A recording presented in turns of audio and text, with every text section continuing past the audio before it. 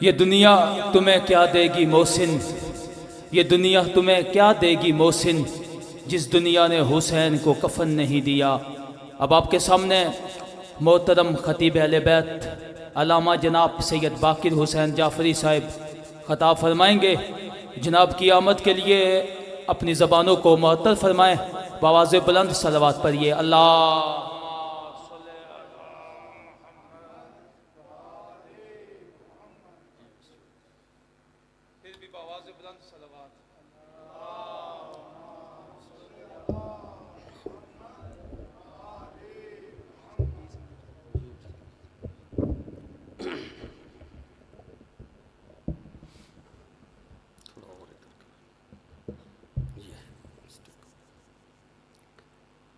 رحم اللہ من قرأ الفاتحہ۔ بسم اللہ الرحمن الرحیم، الحمد للہ الرحمن الرحیم مالک یوم الدین، ایاک نعبد و ایاک نستعین، اہدنا الصراط المستقیم صراط الذین انعمت علیہم غیر المغضوب علیہم ولا الضالین۔ بسم اللہ الرحمن الرحیم، قل هو اللہ احد لم یلد ولم یولد ولم یکن له کفوا احد۔ بسم اللہ الرحمن الرحیم، قل هو اللہ احد اللہ الصمد لم یلد ولم یولد ولم یکن له کفوا احد۔ بسم اللہ الرحمن الرحیم، قل هو اللہ احد اللہ الصمد لم یلد ولم یولد ولم یکن له کفوا احد۔ اللہم صلی علی محمد وعلی محمد، اللہم صلی علی محمد وعلی۔ بار الہ تیری بارگاہ میں التجا ہے، اس سورہ فاتحہ کا، اس مجلس عزا کا، اس ذاکری کا، اس سماعتوں کا، اس حاضری کا اجر و ثواب محمد مصطفیٰ صلی اللہ علیہ وآلہ وسلم، اہل بیت اطہار علیہم السلام، شہداء کربلا، انبیاء اکرام و اوصیاء اکرام، تیرے صالحین کی بارگاہ میں پیش کرتے ہیں، قبول و منظور فرما۔ میرے اللہ وہاں سے جو ثواب حاصل ہے، انک انت السمیع العلیم، آمین آمین یا رب العالمین برحمتک یا ارحم الراحمین۔ ان تمام دعاؤں کی قبولیت کے لیے پڑھیے بآواز بلند صلوات۔ اللہم صلی علی محمد وعلی۔ ماشاء اللہ لا حول ولا قوة الا باللہ العلی العظیم۔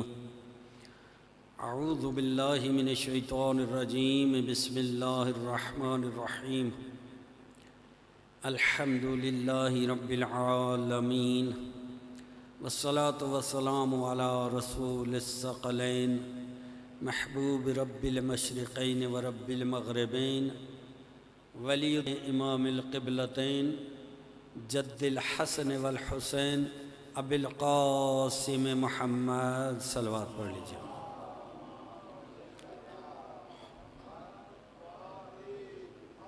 وعلى آلہ الطیبین الطاہرین اجمعین، اما بعد فقد قال اللہ تبارک و تعالی فی محکم کتابہ المجید والفرقانہ الحمید، وهو اصدق الصادقین وقولہ الحق۔ بسم اللہ الرحمن الرحیم، قل لا اسألکم علیہ اجرا الا المودۃ فی القربى، صلوات۔ صلی علی محمد وعلی۔ کافی حضرات تشریف فرما ہیں اور صلوات پڑھنے کا اجر و ثواب بہت زیادہ ہے، بآواز بلند مل کے صلوات پڑھی۔ اللہم صلی علی محمد وآل محمد وعجل فرج۔ آپ کے سامنے ایک ایسی آیہ مجیدہ کی تلاوت کا شرف حاصل کیا کہ جو ہمارا بچہ زیر لب دہرانے کا عادی ہے۔ قل لا اسألکم علیہ اجرا الا المودۃ فی القربى، یہ آیہ مبارکہ ہمارے بچوں کو بھی یاد ہو چکی ہے۔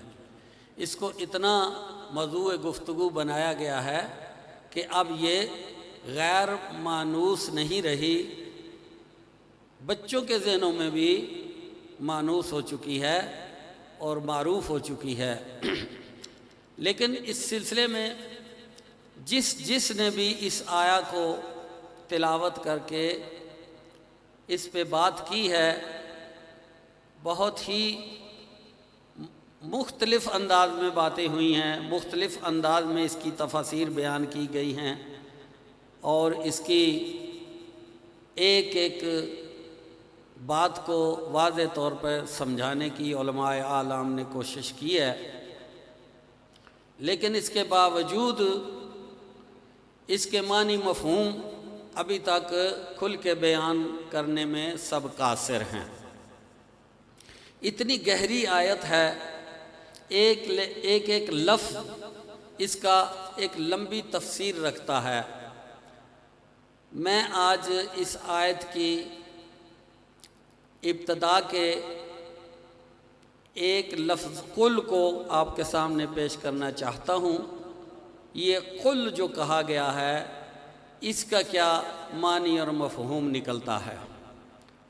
اس کے بعد ایک لفظ ہے لا، ایک ہے الا۔ یہ بھی بڑے گہری معنویت رکھنے والے الفاظ ہیں۔ یہ میں چاہ رہا تھا کہ یہ ذرا رکاوٹ بنے ہوئے ہیں، عالم مبارک اس سائیڈ پہ رکھ دیجئے، جزاک اللہ، تاکہ میں آپ کی چہروں زیارت سے مشرف ہو سکوں۔ صلوات پڑھ لیجئے محمد و آل محمد، صلی علی محمد و آل محمد وعجل فرجہ۔ قل لا اسألکم علیہ اجرا الا المودۃ فی القربى۔ یہ آیت پہلے تو میں آپ کے مزاج کو جانچنے کے لیے تھوڑا سا اس کا شان نزول بیان کرنا چاہتا ہوں، تاکہ آپ اگر تھوڑے سے ادھر ادھر کھسکے ہوئے ہیں تو حاضر ہو جائیں کہ یہ شان نزول کہاں ہے۔ اکثر ہم نے آج کل یہ بڑا شور سنا ہے، اصحاب اور اہل بیت، اہل بیت اور اصحاب، اصحاب اور اہل بیت۔ میری بات کی سمجھ آ رہی ہے نا آپ کو؟ اشارتاً بات کرنا چاہ رہا ہوں کہ دونوں کو برابری دینے کی کوشش کی جا رہی ہے، اور پھر عجیب بات یہ ہے کہ جو برابری دینا چاہ رہے ہیں ان کی عقل پہ یہ پردہ پڑا ہوا ہے کہ خود ہی اس بات کو بیان کرتے ہوئے تھکتے نہیں کہ صحابی وہ ہوتا ہے کہ جو رسول کے دور میں پایا جائے اور رسول کی خدمت میں حاضر ہو، اور یا دور سے رسول کو دیکھا جائے، وہ صحابی ہوتا ہے، وہ اصحاب میں شامل ہے۔ اور پھر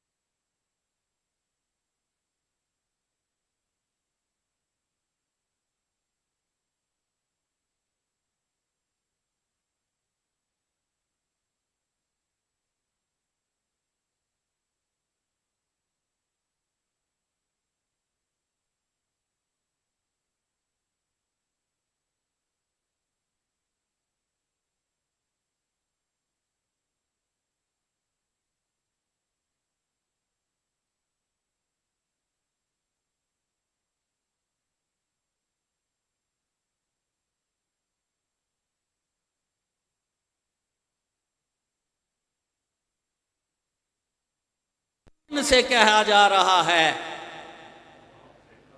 الا المودۃ فی القربا، میرے قربا سے مودت رکھو، یہی اجر رسالت ہے۔ رسالت کا اجر میں نہیں تم سے چاہتا، نہیں مانگتا، اس لیے کہ وہ تو میں نے اپنا فرض ادا کیا ہے۔ میں آپ سے اجر کیسے لے لوں؟ جو اجر دینے آئے ہیں وہ اصحاب ہیں، جن کے لیے اجر کا اللہ حکم فرما رہا ہے، وہ اہل بیت ہیں۔ اب کس عقل کی دلیل کے ساتھ تم ان کو برابر مانو گے؟ جن پہ اجرت واجب ہوئی ہے وہ اور ہیں، جن کے کو دینے کے لیے اجرت کہی گئی ہے وہ اور ہیں۔ ماشاءاللہ۔ اب کل کا جو معنی مفہوم لغویات میں جو لغت میں بیان ہوا ہے وہ یہ ہے کہ کہہ دو یا کہہ دیجئے، قل لا اسألکم، کہہ دیجئے کہ کچھ اجر، کچھ سوال نہیں کرتا میں تم سے اجر رسالت کا۔ کل کے معنی کیا ہیں؟ کل کے معنی ہے کہہ دیجئے۔ اگر اس قل کو ہم تھوڑا سا توجہ کریں تو جتنی آیات قرآنی اللہ نے نازل فرمائی ہیں وہ اسی ہی لیے نازل فرمائی تھی کہ رسول بولے اور لوگوں تک پہنچائے۔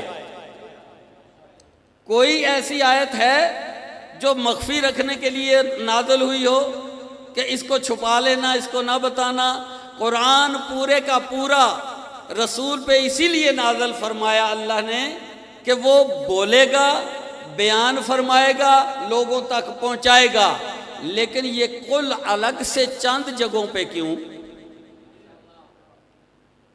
قل سے مراد کہہ دیجئے، بتا دیجئے، بیان کیجئے، پہنچا دیجئے، یہی ہے نا جی؟ کہہ دیجئے۔ اب ہر آیت کے ساتھ کہہ دیجئے نہیں آیا، چند آیات ہیں جہاں پہ اللہ نے قل کا لفظ استعمال کیا، تو معنی مفہوم میں قل کا مطلب یہ نکلتا ہے کہ کہہ دیجئے۔ تو سارے کا سارا قرآن کہنے کے لیے ہی تو نازل ہوا۔ اب سوال یہ پیدا ہوتا ہے کہ چند آیات میں کیوں اس کو قل کو استعمال کرنا پڑا؟ کیا اللہ کو یہ شک تھا معاذ اللہ کہ رسول اس آیت کو چھپا لیں گے، دبا لیں گے، بیان نہیں فرمائیں گے؟ ایسی بات نہیں ہے۔ لیکن یہاں پہ جو علماء اعلام نے اس کی تفسیر اور ترجمہ کیا ہے وہ یہ نکالا ہے کہ کل کا مطلب ہے کہ اس کو من و ان ہر حال میں ماننا ہے، اس سے روگردانی نہیں کی جا سکتی۔ کچھ آیات قرآنی ایسی ہیں کہ جن کی طرف سے تھوڑا سا شکوک و شبہات بھی آ جائیں تو انسان کفر کی طرف چلا جاتا ہے۔ جہاں پہ یہ بات ہو جیسے قل هو اللہ احد، یہاں پہ قل آ گیا نا، کہہ دیجئے اللہ احد ہے، اللہ ایک ہے۔ ویسے بھی کہا جا سکتا تھا اللہ ایک ہے، وحدہ لا شریک ہے، لیکن قل کہنے سے مراد یہ ہے کہ اگر یہ قل ساتھ ہوگا تو پھر اگلے کو یہ سمجھنا پڑ جائے گا کہ اگر اسے نہ مانا تو شرک کی طرف چلا جاؤں گا۔ شرک اور کفر رستہ ہے قل کے نہ ماننے کا۔ جس نے قل والی آیت سے انکار کیا گویا کہ وہ کفر کی طرف لپکا۔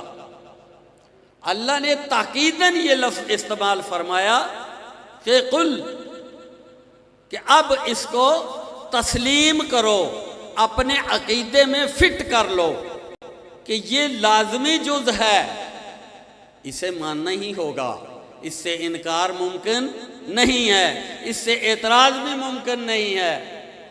لا اسألکم، لا نہیں مانگتا، نہیں کرتا سوال۔ اب لا اور الا میں تھوڑا سا آپ کے سامنے پیش کرنا چاہتا ہوں کہ اللہ نے جہاں پر بہت ہی اہم بات کرنی ہے جس سے انسان کبھی بھاگ نہیں سکتا، چھٹکارا حاصل نہیں کر سکتا۔ اگر کرے گا تو کفر میں چلا جائے گا۔ وہاں پر بھی اللہ نے نہیں اور پھر الا، مگر، نہیں اور مگر کو ساتھ ملا کے رکھا۔ جیسے لا الہ الا اللہ، نہیں کوئی خدا اللہ کے سوا۔ پہلے نہ کا صیغہ ارشاد فرمایا، پھر اقرار فرمایا کہ اب مانو اللہ کے سوا کوئی اللہ نہیں ہے، کوئی الہ نہیں ہے سوائے اللہ کے۔ اسی طرح پہلے لا اسألکم علیہ اجرن، آگے آ گیا الا المودۃ فی القربى، نہیں مانگتا میں کچھ سوائے اجر رسالت اہل بیت سے مودت کے، بغیر مودت کے مجھے کچھ نہیں چاہیے۔ اگر ہاں، اگر کوئی خدا ہے، لا الہ الا اللہ، اگر کوئی خدا ہے تو وہ اللہ ہے، اور اگر میں کوئی اجر چاہتا ہوں الا المودۃ فی القربى، کہ وہ اجر صرف اور صرف یہ ہے کہ میرے اہل بیت سے مودت رکھو۔ مودت کے معنی مفہوم آپ سے بہتر کون جان سکتا ہے کہ محبت اور ہے، مودت اور ہے۔ محبت کے معنی ہے کہ دنیاوی معاملات میں معاملات ٹھیک چلتے رہیں تو آپ سے محبت ہے، لیکن دنیاوی معاملات کہیں سے کھٹک گئے، محبت ختم۔ لیکن مودت کا معیار یہ نہیں ہے۔ مودت ایسی ہے جیسے پانی سے مچھلی کو مودت ہے، جیسے ہی الگ ہوگی مر جائے گی، زندہ نہیں رہ پائے گی۔ الا المودۃ فی القربى، اب الا دو جگہ پہ میں نے آپ کو بتایا، نوجوان بیٹھے ہیں ماشاءاللہ، بزرگ بیٹھے ہیں، اہل علم حضرات تشریف فرما ہیں۔ تیسری ایک اور جگہ بھی ہے، لا بھی ہے الا بھی ہے۔ لا فتح الا علی، لا سیف الا ذوالفقار۔ سنا ہے اللہ نے فرمایا تھا، غیب سے آواز آئی تھی، لا فتح الا، پہلے کوئی فاتح نہیں ہے، الا علی، لا سیف الا ذوالفقار۔ یہ ہے آپ کے سامنے جو میں نے تھوڑی سی تشریح پیش کرنے کا شرف حاصل کیا۔ یہ لا فتح الا علی آج بس قریب ہے کہ عید غدیر علماء اعلام نے واضح طور پہ فرما دیا ہے کہ انتظار محرم نہ کرو، انتظار غدیر کرو، عید غدیر کا انتظار کرو۔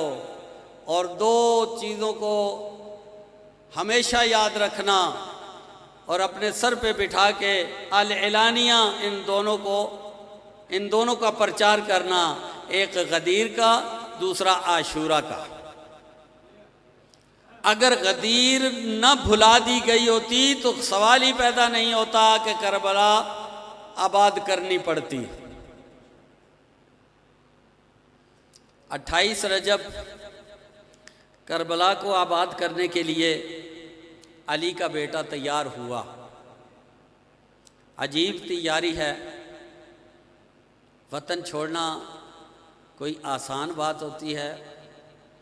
جب رسول اللہ مکہ سے ہجرت کر کے نکلے نا، تو تواریخ میں لکھا ہے کہ رسول مڑ مڑ کے مکہ کے رستے کو دیکھتے تھے،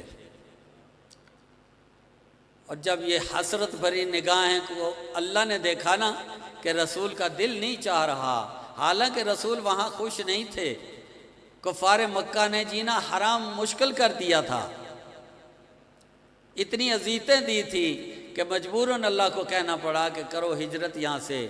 اللہ کے حکم سے مکہ چھوڑا، مدینہ کی طرف جا رہے ہیں، اور مڑ مڑ کے مکہ کی راہوں کو دیکھ رہے ہیں، گویا کہ افسوس ہو رہا ہے وطن چھوڑنے کا۔ اتنا آسان نہیں ہے عزادارو وطن چھوڑنا۔ چھوٹی سی چڑیا ہوتی ہے، اس کا گھونسلہ اگر توڑ دیا جائے نا تو وہ کچھ نہیں کر سکتی، کیونکہ انسان کافی بڑا ہوتا ہے، طاقت والا ہوتا ہے۔ چڑیا بہت چھوٹی سی کمزور ہوتی ہے، کچھ نہیں کر سکتی نا، لیکن کبھی اس شاخ پہ بیٹھتی ہے، کبھی اس شاخ پہ بیٹھتی ہے، چیختی ہے، چلاتی ہے، شور مچاتی ہے کہ تم نے میرا گھر توڑ دیا، تم نے مجھے پر ظلم کر دیا۔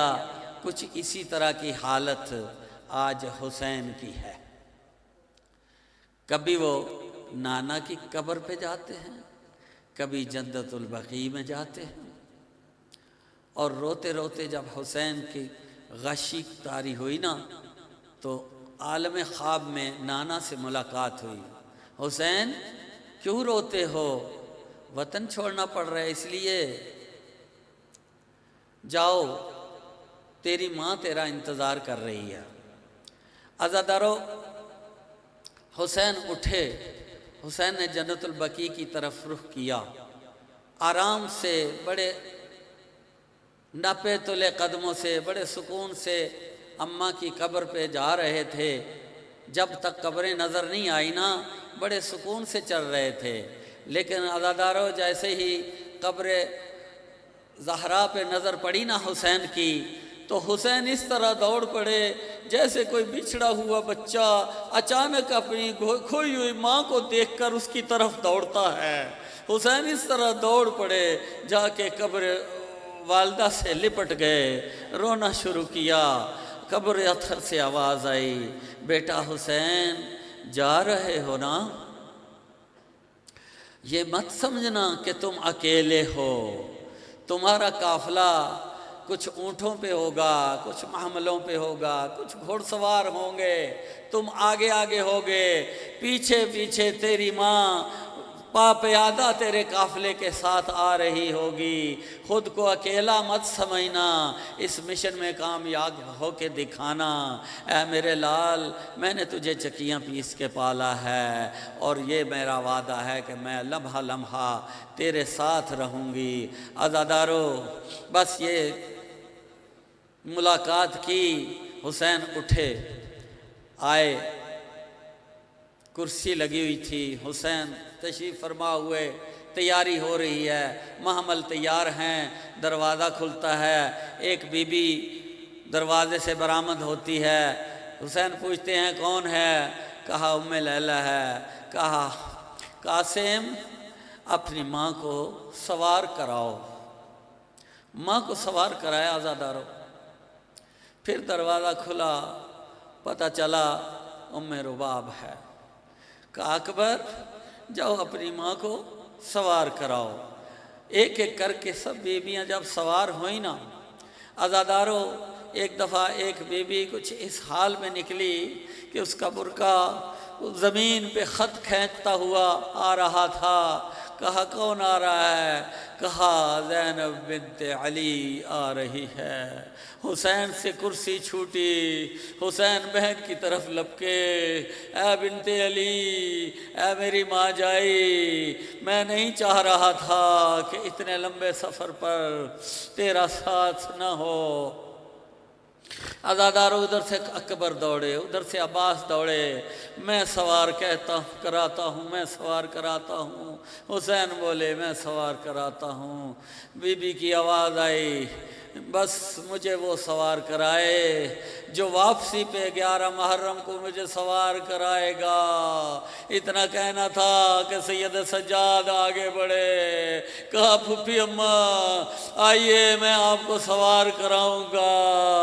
الا لعنت اللہ علی القوم الظالمین وسیعلم الذین ظلموا ای منقلب ینقلبون۔